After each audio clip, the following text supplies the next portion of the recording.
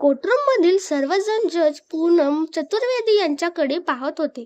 त्यांनी असे काहीतरी सांगितले की प्रत्येक व्यक्ती स्तब्ध झाला. पत्रकार माईक घेऊन त्यांच्या खुर्चीतून उठून बाहेर येण्याची वाट पाहू लागले. सर्वजण त्यांच्या निर्णयावर आश्चर्यचकित होते. समोर उभा असलेला जतीन नजर खाली घालून जमिनीकडे बघत उभा होता. लोकांमध्ये कुजबूज सुरू झाली. सर्वजण त्यालाच बघत होते. तेव्हा कोणीतरी म्हणालं, एक स्त्रीवर अन्याय होताना कोणीही काही बोलत नाही, पण आज एक पुरुषावर निर्णय लागला तर समाज अस्तव्यस्त झाला होत आहे. निर्णय लोकांच्या पसंतीनुसार घेतले जात नाहीत. त्यांचा आधार फक्त सत्य असतो. जज पूनम चतुर्वेदी आपल्या जागेवरून उठल्या आणि बाहेर निघून गेल्या. बाहेर पडताच पत्रकारांनी त्यांना घेरले आणि विचारले, मॅडम, तुम्ही मिस्टर जतीन विरोधात जो निर्णय दिला आहे तो कितपत योग्य आहे? हा निर्णय पैशासाठी घेतला आहे का? अशा प्रकारे शिक्षा देणे योग्य आहे का? निर्णय भावनेतून घेतलाय का? जज पूनम चतुर्वेदी यांनी असा कोणता निर्णय दिला होता की ज्यावरून लोकांमध्ये चर्चा होत होती आणि पत्रकार त्यांना प्रश्न विचारत होते. जतीन कोण होता? त्याने काय केले होते? हे जाणून घेण्यासाठी सबस्क्राईब करा. पूनम चतुर्वेदी शहरातील एक प्रसिद्ध नाव होते. त्यांनी अनेकांना न्याय मिळवून दिला होता. एकदा त्यांनी एका मीटिंगसाठी आपल्या कारमध्ये बसल्या होत्या. अचानक त्यांच्या फोनवरून अनोळखी नंबरवरून कॉल आला. त्यांनी फोन उचलला आणि हॅलो म्हणताच समोरून आवाज आला, जज मॅडम, तुम्हाला कल्पना नाही का? आधीच कित्येक वेळा फोन करून सांगितले आहे, प्रेमाने आणि रागाने समजावून सांगितले. पण तू फार हट्टी आहेस. आता बघ तुझ्यासोबत काय होते. आम्ही सांगितले आहे की ही केस सोडून दे, पण तू ऐकत नाहीस. पूनम चतुर्वेदीला कोणीतरी धमकी दिली होती. कदाचित त्या व्यक्तीला ओळखत होत्या. त्यांच्या ड्रायव्हर मोहनने हे ऐकले. त्याने त्यांना सांगितले, मॅडम, तुम्ही याची पोलीस तक्रार करा. तुम्ही एक जज आहात आणि कोणी तुम्हाला अशी धमकी देत आहे. पूनम म्हणाल्या, हा काहीच करू शकणार नाही. काही लोक फक्त मोठ्या बाता मारतात. त्यानंतर त्या मीटिंगसाठी गेल्या. मीटिंग दरम्यानही त्यांना वारंवार त्याच नंबरवरून कॉल येत होते, पण त्यांनी दुर्लक्ष केले. मीटिंग संपल्यानंतर त्या पुन्हा आपल्या कारमध्ये बसल्या. ड्रायव्हर मोहन म्हणाला, मॅडम, तुम्ही मीटिंगमध्ये होतात, पण इथे काहीतरी घडले आहे. मोहनने सांगितले, मॅडम, ज्याच्या बाजूने तुम्ही निर्णय दिला आहे त्याच मुलीवर ॲसिड फेकले गेले आहे. हे ऐकताच पूनम स्तब्ध झाली आणि तातडीने घराकडे निघण्याचा आदेश दिला. त्या दरम्यान पुन्हा फोन वाजला. त्यांनी कॉल उचलला. समोरून आवाज आला, मॅडम, बातमी मिळाली असेलच. आता काय बोलता? पूनमने काहीही उत्तर दिले नाही आणि फोन ठेवून दिला. त्या जाणून होत्या की उत्तर देण्याचा काही उपयोग नाही. त्यांनी लगेच कार्यवाही करणे आवश्यक समजले. पूनमने पोलीस अधिकाऱ्यांना पीडित कुटुंबाला संरक्षण देण्यास सांगितले. विशाखा मलिक एक यशस्वी बिझनेसवुमन होत्या. त्यांनी अनेक बेरोजगार लोकांना नोकरी दिली होती, ज्यांमध्ये बहुतेक मुली होत्या. त्या नेहमी लोकांना मदत करीत असत. त्यांच्या व्यवसायाचे विस्तार होत होते. त्यामुळे त्यांनी एका मोठ्या जागेत वर्कशॉप उभारण्याचा निर्णय घेतला होता. काही महिने विशाखा तिच्या व्यवसायासाठी जमीन शोधत होती, पण काहीही जुळून येत नव्हते. अखेर तिला एक जमीन सापडली, पण तिला ते माहीत नव्हते की जमीन तिच्या जीवाला धोका निर्माण करेल. सुमारे 1.5 वर्षापूर्वी विशाखाचे स्वतःच्या आवडीने लग्न केले होते, पण काळाच्या ओघात ते लग्न तिच्यासाठी एक वाईट स्वप्न ठरले. विशाखाचा जतीन खूप आवडत होता. तो तिला MBA करत असताना कॉलेजमध्ये भेटला. विशाखाला वाटायचे की जतीनही तिच्यावर खूप प्रेम करतो. एक दिवस जतीनने तिला येऊन थेट आपल्या मनातल्या भावना सांगितल्या. विशाखा क्षणभर त्याच्याकडे बघत राहिली. मग तिनेही त्याला सांगितले की तिलाही तो आवडतो आणि ती त्याच्यासोबत आपले आयुष्य घालवू इच्छिते. एक दिवस विशाखाने त्याला विचारले की तो नेहमी तिच्या कॉलेजमध्ये का येतो. तेव्हा जतीनने सांगितले की तो एका कंपनीत काम करतो आणि त्याच कंपनीसाठी त्याला कॉलेजमध्ये यावे लागते. हे ऐकून विशाखा त्याच्यावर अधिकच प्रभावित झाली. जितीननेही तिला विचारले की MBA पूर्ण झाल्यावर ती काय करणार आहे. त्यावर विशाखाने सांगितले की तिला स्वतःचा व्यवसाय सुरू करायचा आहे आणि एक यशस्वी उद्योजिका होऊ इच्छिते. तेव्हा जितीन म्हटले, पण व्यवसायासाठी खूप पैसे लागतात. विशाखाने उत्तर दिले, पैशाची काळजी करू नकोस. माझे वडील कॉलेजमधून निवृत्त प्राचार्य आहेत आणि मी त्यांची एकुलती एक मुलगी आहे. हे ऐकून जतीन तिच्या कुटुंबाचे प्रभावित झाला. दोघांच्या कुटुंबांनाही त्यांचे लग्न करायचे होते. हळूहळू त्यांचे प्रेम लग्नापर्यंत पोहोचले. विशाखाच्या वडिलांना जतीन आवडला होता, कारण तो शिकलेला आणि स्वतःच्या पायावर उभा असलेला होता. त्यांच्या लग्नानंतर जतीन विशाखाला कॅलिफोर्नियाला फिरायला घेऊन गेला. विशाखा जतीन सोबत खूप आनंदी होती. ती त्याच्या आनंदासाठी सर्व काही करत होती. तिने ठरवले होते की लग्नानंतर आपल्या आई वडिलांकडून पैसे घेऊन व्यवसाय सुरू करायचा. तिने जतीनला सांगितले, जतीन, आता मला माझा व्यवसाय सुरू करायचा आहे.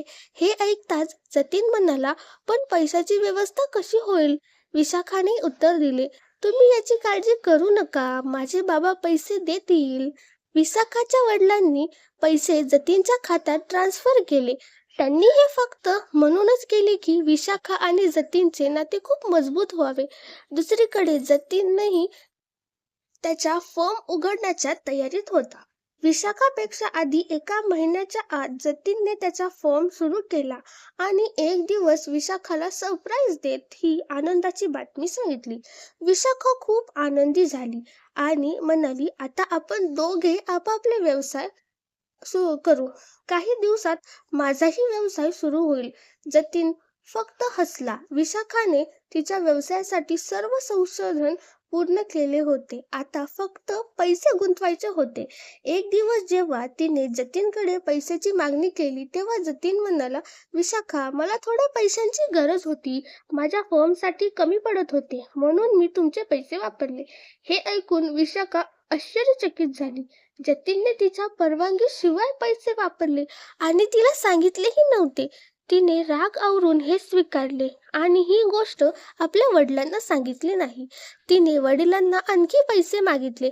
वडील म्हणाले, बेटा, सगळं तुझंच आहे, काही हरकत नाही, मी तुला पुन्हा पैसे देतो.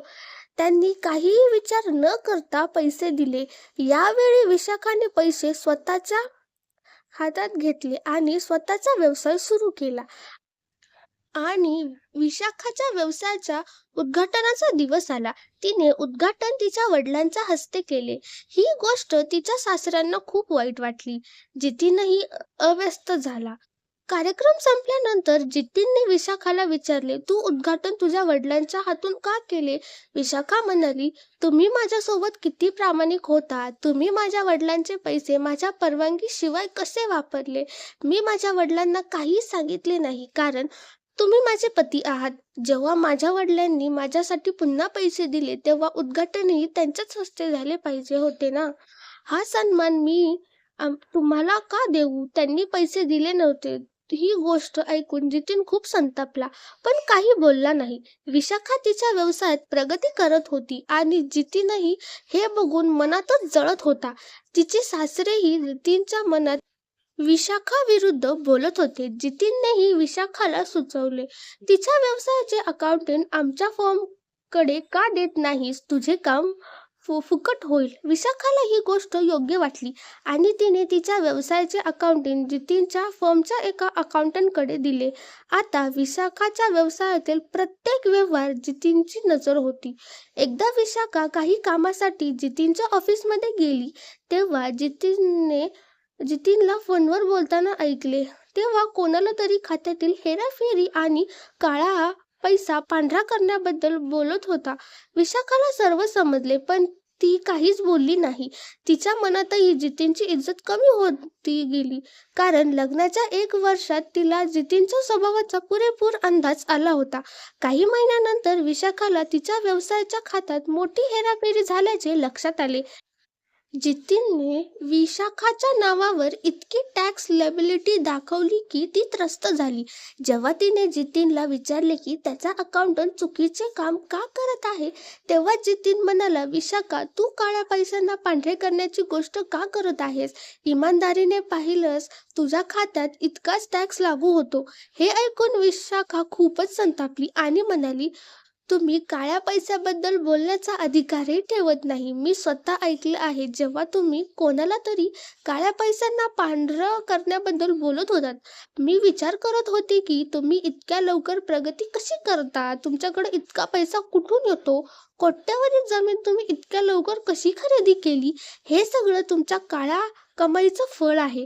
त्यावर जितीनने तिचा हात जोराने पकडत म्हणले, तू चुप्प राहा आणि माझं ऐक. काळ्या पैशांना पांढरं करण्यासाठी डोकं लागतं आणि ते डोकं पैशाने तयार होतं. माझ्या वडिलांनी माझ्या शिक्षणावर उगाच पैसे खर्च केले नव्हते.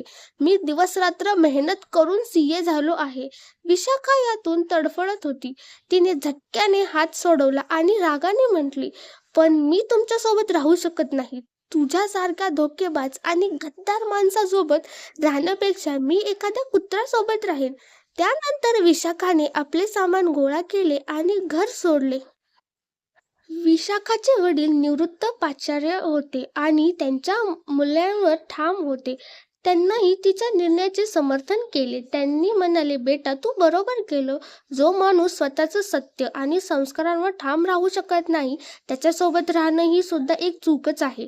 विशाखाने जतीनवर फसवणुकीचा गुन्हा दाखल केला आणि त्याच्यावर 420 कलम लावले. तिने वडिलांचे पैसे आणि लग्नात झालेल्या खर्चाची मागणी केली. जितीनने सुरुवातीला ती फसली होती. जितीनने खरे चेहरे कोर्टात उघडकीस आले. मात्र जितीन प्रत्येक वेळी कोर्टात हजर होण्यापासून टाळाटाळ करत असे आणि विशाखाचा वेळ वाया जात असे. याच दरम्यान कोर्टात जजची बदली झाली आणि पूनम चतुर्वेदी या नवीन जज म्हणून आल्या. पूनम चतुर्वेदींना विशाखाच्या केसची फाईल पाहिली. विशाखाने आपला सगळा त्रास जजसमोर मांडला. जज पूनम यांनी जितीनसाठी जारी केली आणि ताकीद दिली की जर तो पुढच्या वेळेस कोर्टात हजर झाला नाही तर त्याला पोलिसांच्या मदतीने आणले जाईल. नोटीस मिळाल्यावर जतीन चक्रावून गेला आणि कारण आजवर कोणीही त्याला अशा प्रकारची नोटीस दिली नव्हती. तो मोठ्या लोकांच्या वर्तुळास उठबस करत होता. पण यावेळी त्याने कोर्टाला जाऊन केसला सामोरे जाण्याचा निर्णय घेतला. तारीख येताच जितीनने कोर्टात पोहोचला. विशाखाही कोर्टात होती. जज पूनम चतुर्वेदींना केसची सुनावणी सुरू केली. पूनमने जतीनला विचारले, तुमचं नाव काय? तुमचं खरं जितीन आहात का? जजचा हा प्रश्न ऐकून विशाखाही चकित झाली. तिला समजत नव्हते की जजने असा प्रश्न का विचारला. पूनम चतुर्वेदींना त्या दिवशी केसचा सगळा तपशील समजून घेतला आणि विशाखाला विचारले, तुम्हाला काय हवंय? विशाखा म्हणाली, मला याच्यापासून घटस्फोट हवा आहे, पण त्याआधी माझ्या वडिलांचे पैसे आणि लग्नात झालेला खर्चही परत हवा आहे. जितीनने लगेच उत्तर दिले, मी हिला घटस्फोट देणार नाही आणि 1 रुपयाही परत देणार नाही. ती माझी पत्नी आहे. ती माझ्यासोबत राहू इच्छित नाही, पण मी तिच्यासोबत राहू इच्छितो. जितीनच्या या वक्तव्यानंतर पूनम चतुर्वेदींना पुढील तारीख दिली आणि जितीनला विचार करण्यासाठी वेळ दिला. वास्तविक जतीन असे वक्तव्य करून विशाखाला पैसे देण्यापासून बचाव करू पाहत होता. विशाखा घटस्फोटानंतर स्वतःचं स्वातंत्र्य मिळवून आपलं जीवन शांततेत जगू इच्छित होती. त्या दिवशी पूनम चतुर्वेदींना कोणीतरी फोन करून धमकी दिली की त्या केसकडे इतक्या गांभीर्याने का पाहत आहेत आणि सतत तारीख का देत आहेत. पण पूनम यांनी स्पष्ट सांगितले, जतीनने चुकीचे केले आहे आणि तो काहीही करून वाचणार नाही. पाहू तो कोर्टाच्या आदेशाकडे दुर्लक्ष किती काळ करतो. दर महिन्याला तारीख लागत असे आणि पूनम चतुर्वेदींच्या धमकीचे फोन येत राहिले. एकदा रात्री 1 वाजता पूनमचा फोन वाजला. त्यांनी फोन उचलला तर समोरून कोणीतरी म्हटलं, मी जतीन बोलते.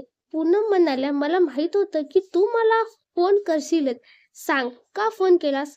जतीन म्हणाला, तुला पुन्हा एकदा तोच धाक दाखवायला लागेल का? मी म्हटलं होतं ना, या केसकडे लक्ष करू नकोस. पूनम हसून म्हणाल्या, हे लक्षात ठेव, की तू एका न्यायाधीशाला धमकी देत आहेस, विशाखाला खोटं नाव सांगून फसवलंस. पण आता असं पुन्हा कोणासोबत होऊ देणार नाही. विशाखा तुझ्या जाळ्यात अडकली असेल, पण आता कुठलीही दुसरी विशाखा तुझ्या जाळ्यात अडकणार नाही. तुझ्या भल्यासाठी धमक्या देणं थांबव आणि कोर्ट जे सांगते तेच कर. जतीन चिडून फोन ठेवून देतो. पूनमने रात्रीच्या त्या संभाषणानंतर स्वतःला सावरलं, पण तिच्या मनात भूतकाळाच्या आठवणी येऊ लागल्या. तिला तिचं जुनं आयुष्य आठवू लागलं, जेव्हा ती मोठं काहीतरी करू इच्छित होती, पण तिच्या स्वप्नांना जणू जखडूनच ठेवण्यात आलं होतं. पूनम चतुर्वेदी एका स्टेनोग्राफरची मुलगी होती. तिचे वडील राकेश चतुर्वेदी एका सरकारी कार्यालयात स्टेनो होते. पूनमविषयी त्यांची आणखी एक मोठी मुलगी होती, जी लग्न होऊन परदेशात राहत होती. राकेश चतुर्वेदीचं एकच स्वप्न होतं, त्यांची पूनम मोठी वकील व्हावी. जरी त्यांची आर्थिक स्थिती फारशी चांगली नव्हती, तरी त्यांनी आपल्या मुलीला शिक्षणासाठी मेहनत घेतली. पूनमने LLB चे शिक्षण सुरू केले, पण नशिबाला काहीतरी वेगळंच मान्य होतं. पूनमची आजारी आईची अचानक निधन झालं आणि राकेश चतुर्वेदी एकटे पडले. पत्नीच्या आठवणींना दुःखी होऊन त्यांची तब्येत बिघडू लागली. याच कारणामुळे त्यांनी पूनमसाठी योग्य वर शोधायला सुरुवात केली. त्यांच्या एका मित्राचा पंकज नावाचा एक मुलगा सुचवला. पंकज हा वडिलांचा व्यवसाय सांभाळत होता आणि त्याचबरोबर CA चे शिक्षणही घेत होता. पंकजची आई एक साधी गृहिणी होती. त्यांची तब्येतही ठीक नसायची. राकेशजींनी त्यांचं कुटुंब चांगलं वाटलं आणि त्यांनी लवकरच पूनमसाठी होकार दिला. पंकज आणि त्यांच्या कुटुंबाला पूनम पसंत होती. त्याचमुळे 3 महिन्यातच लग्न ठरलं. लग्नानंतर काही दिवस सगळं सुरळीत चाललेलं, पण नंतर पंकजच्या वडिलांनी पूनमला सांगितलं की ती आपल्या वडिलांकडून पैसे आणून पंकजच्या शिक्षणात मदत करावी. पूनमला माहीत होतं की तिच्या वडिलांकडे आता काहीच शिल्लक नाही, कारण ते आधीच तिच्या आईच्या आजारपणात आणि पूनमच्या लग्नासाठी बरेच पैसे खर्च करून थकले होते. पूनमने तिच्या सासऱ्यांना हे स्पष्ट सांगितलं, पण तिचे सासरे रागात म्हणाले, गरीब लोकांची हीच सवय असते. श्रीमंत मुलगा हवा असतो, पण त्याचं पालन पोषण करायला पैसे नाही. जर पैसे आणू शकत नाही तर आमच्या घरात 2 वेळचं जेवण का मागते? हे ऐकून पूनम हादरून गेली. तिने कधीही स्वप्नातही विचार केला नव्हता की तिचे सासरे तिला अशा प्रकारचा अपमान ऐकावे लागतील. सगळ्यात दुःखद गोष्ट म्हणजे पंकजने आपल्या वडिलांना बोलण्यावर काहीच प्रतिक्रिया दिली नाही. पूनमने जेव्हा पंकजविषयी याबद्दल बोलले, तेव्हा तो म्हणाला, पप्पा बरोबर बोलत आहेत. तुम्ही काय समजता? इथे येऊन राहाल आणि काही करायचं नाही. आम्ही तुमच्याकडून काही हुंडा मागितला नाही, पण काही पैसेही आणलेत तर तुमचे वडील गरीब होणार नाहीत. तिच्या नवऱ्याच्या तोंडून असे शब्द ऐकून पूनमचा जीव तुटला, पण तिला हेही समजत होते की सगळं तिच्या वडिलांना सांगणं योग्य होणार नाही. रोज तिचे सासरे तिला म्हणायचे की तू आमच्या सोबत जेवायला का बसतेस? जा स्वयंपाकघरात चटईवर बसून जेव. ते तिला नोकरासारखं वागवायला लागले होते. एक दिवस तर हद्दच झाली, जेव्हा सासऱ्यांनी भाजी व्यवस्थित का कापली नाही म्हणून तिला जोरात थप्पड मारली. ते चिडून म्हणाले, हात नाहीत का तुझ्याकडे? तुझ्या बापाने तुला काही शिकवलं नाही का? स्वतःला सगळं गमावून बसलाय आणि त्यांची मुलगीही अपुरीच आहे. तिच्या वडिलांबद्दल असे शब्द ऐकून पूनमला सहन होईना. तिने रागाने म्हणाली, खबरदार, जर तुम्ही माझ्या वडिलांबद्दल पुन्हा काही बोललात, लाज वाटली पाहिजे तुम्हाला तुमच्या सुनेवर हात उचलायला. इतके तुम्ही खालच्या पातळीवर गेला आहात. मी सगळ्यांना बोलवून तुमचं खरं रूप दाखवू शकते. हे ऐकून पंकजने तिला जमिनीवर ढकललं आणि बेल्टवर तिच्यावर मारहाण केली. पूनम जोर जोराने ओरडत होती, मला सोडा, पण पंकज थांबत नव्हता. मागून पंकजचे वडील म्हणत होते, सोडू नकोस, आज तिला चांगला धडा शिकव. आपल्या पुढ्यात नाचायची हिंमत होऊ देऊ नकोस. पिता पुत्र मिळून पूनमवर अत्याचार करत होते. मारहाणीमुळे पूनमच्या शरीरावर जखमा झाल्या आणि ती किचन जवळ जमिनीवर पडली होती.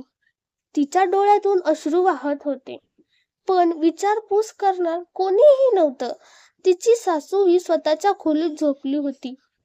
रात्र झाल्यावर सगळे झोपल्यावर पूनम हळूच दार उघडून घराबाहेर पडली आणि आपल्या वडिलांच्या घरी पोहोचली. आपल्या वडिलांना घट्ट मिठी मारून ती जोराने रडू लागली. तिने तिच्या परदेशात राहणाऱ्या मोठ्या बहिणीला सगळं काही सांगितलं. सगळ्यांनी एकच सांगितलं, पंकज सोबत राहणं योग्य नाही. सकाळी पंकजने पूनमला घरी नसताना पाहून तिच्या वडिलांना फोन केला. पूनमच्या वडिलांनी थेट उत्तर दिलं, माझ्या मुलीला तू लायक नाहीस. तिला तुझ्यासोबत घटस्फोट मिळवणंच योग्य आहे. त्यानंतर त्यांनी वकिलामार्फत घटस्फोटाचा अर्ज दाखल केला. पूनमने कोणताही खर्च न घेता थेट घटस्फोट मागितला. पंकजचे वडील म्हणाले, बेटा, त्याला घटस्फोट दे, निदान दुसरी एखादी श्रीमंत मुलगी मिळेल जी आपल्याला सांभाळेल. पंकज आणि पूनमचा घटस्फोट झाला. पूनम आपल्या आयुष्यात पुढे निघून गेली. तिच्या मोठ्या बहिणीने तिला खूप आधार दिला. पूनमने एक छोटीशी नोकरी करून वडिलांना मदत केली. LLB चे शिक्षण पूर्ण केले आणि न्यायाधीशाच्या परीक्षेत उत्तीर्ण होऊन न्यायाधीश बनली. ती जीवनात यशस्वी झाली होती, पण आपल्या भूतकाळातील कटू अनुभवांची तिला अजूनही अव्यस्त केलं होतं. पूनमला तिच्या भूतकाळातील सगळ्या घटना आठवत होत्या. जेव्हा तिचा फोन वाजला तेव्हा कमिशनर साहेबांचा होता. त्यांच्याशी बोलून पूनमने ड्रायव्हरला दवाखान्यात न्यायला सांगितले, जिथे विशाखा भरती होती. दवाखान्यात पोहोचल्यानंतर डॉक्टरांनी सांगितले की विशाखाचा चेहरा वाचला आहे आणि ऍसिड तिच्या शरीराच्या डाव्या भागावर पडलं आहे. नशिबामुळे ती जाड कपडे घातलेली असल्यामुळे ऍसिडचा प्रभाव फारसा झाला नाही. पूनम आतून खूप अव्यस्त होती आणि ती जितीन, जो पूर्वी पंकज होता, याला योग्य शिक्षा देण्याचा विचार करत होती. ती हेच नक्की मान्य करत नव्हती की पंकज आणि कोणा व्यक्तीसोबत असा प्रकार करेल. तेवढ्यात पूनमच्या फोनवर पुन्हा जितीनचा फोन आला. त्याने धमकी दिली, जर तू माझ्या विरोधात कोणताही निर्णय दिलास तर मी माझी सगळी सत्य जगासमोर मांडेन. तुझ्या प्रतिष्ठेचं काय होईल हे विचार कर. पूनम शांतपणे म्हणाली, तुझी इज्जतही शहरात खूप आहे असे ऐकले आहे. आता त्याची वाट लावायला तयार हो. माझी फिकर तू करू नकोस. आणि एक गोष्ट लक्षात ठेव, मी ऑफिसमध्ये आधीच एक नोट ठेवली आहे की माझ्यावर कोणताही हल्ला झाला तर त्याचा जबाबदार तू असशील. जितीनने हा संवाद ऐकून संतापाने मुठ्या वळवल्या, पण काहीही करू शकला नाही. पूनम थेट कमिशनर साहेबांच्या घरी गेली आणि सगळी माहिती सांगितली. कमिशनर म्हणाले, जतीन आतापर्यंत त्याच्या प्रभावामुळे वाचत होता, पण तुझ्यासारखी जज असताना तो कुठेही जाऊ शकत नाही. दुसऱ्या दिवशी पोलिसांनी वॉरंट काढून जितीनला त्याच्या घरी अटक केली. शेवटी कोर्टात जितीनला हजर व्हावंच लागलं. कोर्टात जितीन जाताच जतीन म्हणाला, मला इथे का बोलवलं आहे? पूनम चतुर्वेदी म्हणाली, तुमच्यासारख्या लोकांना समाजावर ओझं म्हणतात. तुम्ही हळूहळू समाजाला पोखरत आहात. काय सांगाल, तुम्ही काय केलं आहे? त्यानंतर पूनमने जितीनच्या फोनवरून आलेल्या धमकींचे रेकॉर्ड कोर्टात ऐकवली. जितीन स्तब्ध झाला. पूनमने पुढे म्हणाली, मिस्टर जतीन उर्फ पंकज, इतकं चकित होण्याची गरज नाही. आज आपण सगळ्यांना दाखवूया की तुमची ही फसवणूक पहिल्यांदाच झाली नाही आहे. विशाखा ही तुमच्या अत्याचाराची पहिली बळी नाही. पहिली व्यक्ती ही इथे उपस्थित आहे, पूनम चतुर्वेदी. हे ऐकताच कोर्टात सन्नाटा पसरला. लोक एकमेकांकडे पाहू लागले, तर पत्रकार लगेच सक्रिय झाले. पूनमने सांगितले की मिस्टर जितीन उर्फ पंकज यांनी तिच्याशी लग्न केलं होतं आणि नंतर तिला फसवलं होतं. विशाखावर ऍसिड हल्ला करण्याच्या व्यक्तीला योग्य शिक्षा द्यायची जबाबदारी आता पूनमने घेतली होती. पूनमने कोर्टात जाहीर केलं, मिस्टर पंकज यांना फसवणूक, खोटं बोलून लग्न करणं आणि विशाखाची हत्या करण्याचा प्रयत्न केल्याबद्दल 14 वर्षाची शिक्षा सुनावली जाते. या शिक्षेत कोणतीही सवलत दिली जाणार नाही. तिच्या कंपनीचे सगळे खाते सील करण्यात येतील. आणि त्यांची चौकशी होईल. फैसला देऊन पूनम चतुर्वेदी कोर्टातून बाहेर पडल्या. बाहेर बाहेर पत्रकारांनी त्यांना थांबवून विचारलं, तुम्ही आपल्या पतीविरोधात घेतलेला हा निर्णय कितपत योग्य मानता? तुम्ही जामीन रद्द करण्याचा निर्णय घेतला, हे काय भावनिक कारणामुळे तर नाही ना? पूनम म्हणाला, मी एक न्यायाधीश आहे आणि विशाखा एक पीडित व्यक्ती आहे. पीडिताला न्याय मिळवून देणं चूक आहे का? जर माझ्या जागी दुसरं कोणी असती तर तुम्ही हाच प्रश्न विचारला असता का? माझा निर्णय भावनिक नाही तर न्यायाने प्रेरित आहे. पत्रकारांनी जोरजोरात टाळ्या वाजवल्या. या निर्णयानंतर पूनमला समाधान वाटले की तिने आपल्या पदाचा योग्य उपयोग केला आणि न्याय दिला. जर तुम्हाला ही कथा आवडली असेल तर please like, share and subscribe. Thanks for watching.